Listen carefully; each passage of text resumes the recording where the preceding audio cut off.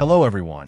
Let's dive into the Okinos Aqua 7, a mid-tower ATX case that's making waves with its panoramic design and focus on aesthetics.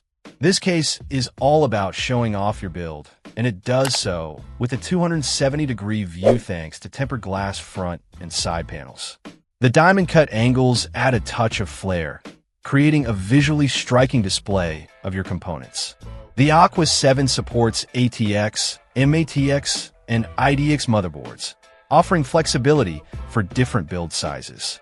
It comes pre-installed with 6 120mm PWM ARGB fans, which is a huge plus for out-of-the-box cooling and lighting. The fans are PWM controlled, allowing for automatic speed adjustments based on temperature, keeping things quiet when they can be and ramping up the cooling when needed. The ARGB lighting adds a vibrant touch, and you can customize the colors and effects to match your setup. In terms of dimensions, the case measures 436mm deep, 210mm wide, and 486mm high. The rear mount power supply placement is pretty standard. The inclusion of a Type-C port on the front panel is a welcome addition, providing convenient connectivity for modern devices.